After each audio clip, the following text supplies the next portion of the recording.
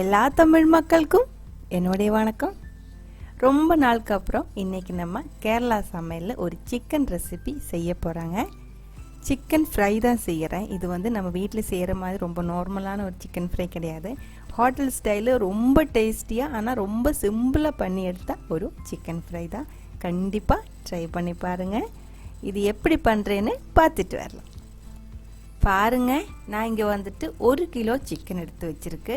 ரொம்ப பெரிய பீஸாகவும் இல்லை, ஆனால் ரொம்ப சின்ன பீஸாகவும் இல்லை, ஒரு மீடியம் சைஸில் கட் பண்ணி எடுத்துருக்கு. 2 டேபிள் ஸ்பூன் காஷ்மீரி மிளகாத்தூள் தான் போட்டு கொடுக்குறேன். நீங்கள் காஷ்மீரி மிளகாத்தூளே போட்டுக்கோங்க, அப்போ தான் இதுக்கு நல்ல ஒரு கலராக இருக்கும்.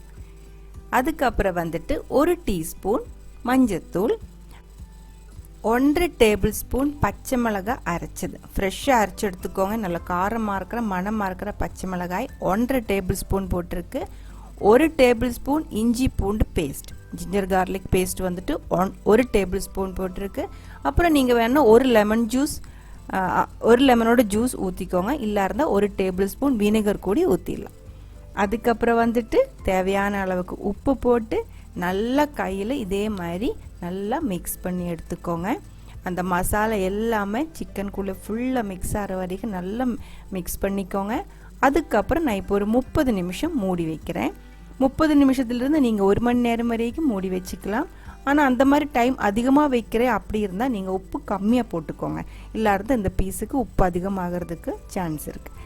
30 நிமிஷத்துக்கு அப்புறம் ஒரு டைம் நல்லா மிக்ஸ் பண்ணதுக்கப்புறம் நம்ம இது வேக வைக்க போகிறேன். அதுக்கப்புறம் தான் ஃப்ரை செய்கிறேன்.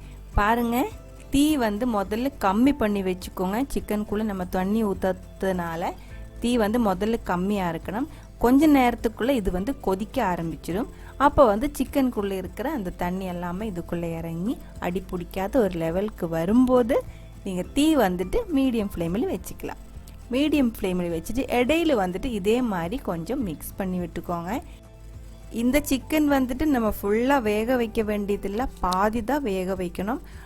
அது பாதி வேகிறதுக்குள்ளே இதுக்குள்ளே இருக்கிற இந்த தண்ணி எல்லாம் வற்றிடும். அதுக்குள்ளே இருக்கிற மசாலையில் நம்ம சிக்கன் வந்து ஃபுல்லாக கோட்டாகி கிடைக்கும். அதே மாதிரி ஒரு டைம் வந்து கொதிக்க ஆரம்பித்தா மறுபடியும் மூடி வைக்க வேண்டியதில்லை. மூடி வச்சுட்டு நம்ம வேக வச்சுட்டே இருந்துச்சுன்னா சிக்கன் வந்து வெந்து போயிடும். அதனால ஓப்பன் பண்ணி வச்சுட்டே நீங்கள் வேக வச்சுக்கோங்க.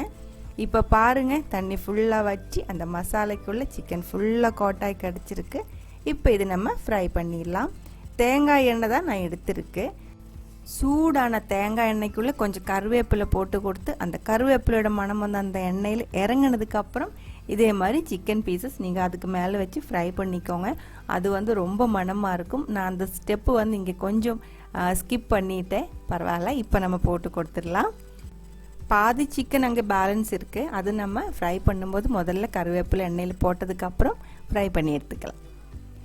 மீடியம் ஃப்ளேமில் ஃப்ரை பண்ணி எடுத்துக்கோங்க. இப்படி செய்யும்போது என்ன டிஃப்ரென்ஸ் அப்படின்னா, பாதி நம்ம வேக வச்சுட்டு இதே மாதிரி ஃப்ரை பண்ணும்போது என்ன வித்தியாசம் அப்படின்னா, சிக்கன் வந்து ரொம்ப ஹார்டாகி போகாது, ரொம்ப சாஃப்டாக இருக்கும். மேலே வந்து நல்லா கிறிஸ்பியாக கிடைக்கும். அதே மாதிரி உள்ள அந்த எள்ளு இருக்குது இல்லைங்களா, எலும்பு, அதெல்லாம் நல்லா வெந்து கிடைக்கும். ரொம்ப டேஸ்ட்டாக இருக்கும். பாருங்கள், சிக்கன் எல்லாமே நம்ம வந்துட்டு ஃப்ரை பண்ணி எடுத்து வச்சிருக்கு. மிச்சம் இருக்கிற பாதி சிக்கனும் அதே மாதிரி ஃப்ரை பண்ணி எடுத்துக்கலாம். முதல்ல மறக்காமல் கருவேப்பிலை போட்டு கொடுத்துடலாம். அந்த கருவேப்பிலையோட மனம் வந்து எண்ணெய்க்குள்ளே ஃபுல்லாக இறங்கினதுக்கப்புறம் சிக்கன் பீசஸ் வந்து ஒன்றா இதுக்கு மேலே வச்சு ஃப்ரை பண்ணி எடுத்துக்கலாம். முதல்ல பண்ண அதே மெத்தட் ஃபாலோ பண்ணால் போதும். தீ வந்துட்டு மீடியம் ஃப்ளேமில் வச்சுக்கோங்க. அந்த மிச்சம் இருக்கிற மசாலா எல்லாம் இதுக்கு மேலே நம்ம வந்து இதே மாதிரி போட்டு கொடுத்துடலாம். அவ்வளோதான், ரொம்ப சிம்பிளான அந்த சிக்கன் ஃப்ரை வந்து ரெடியாக இருக்குது. ரொம்ப டேஸ்டியாக இருக்குது இது சாப்பிட்றதுக்கு. நீங்கள் இது கண்டிப்பாக ட்ரை பண்ணி பாருங்கள். இதுக்குள்ளே நம்ம வந்துட்டு சிக்கன் மசாலா, கரம் மசாலா அந்த மாதிரி எந்த மசாலாவுமே போட்டு கொடுக்கல. ரொம்ப டிஃப்ரெண்ட்டாக இருக்குது இதோட டேஸ்ட்டு. ட்ரை பண்ணி பார்த்ததுக்கப்புறம் மறக்காமல் உங்களோட கமெண்ட்ஸ் எல்லாம் சொல்லுங்கள். இந்த சமையல் பிடிக்கிற ஃப்ரெண்ட்ஸுக்கு ஷேர் பண்ணி விட்டுக்கோங்க. நீங்கள் இதுவரைக்கும் கேரளா சமையலுக்கு கொடுத்துட்ருக்கிற சப்போர்ட்டுக்கு ரொம்ப ரொம்ப நன்றி. உடனே பார்க்கலாம் இன்னும் ஒரு ரெசிபியோட. அது வரைக்கும் வணக்கம்.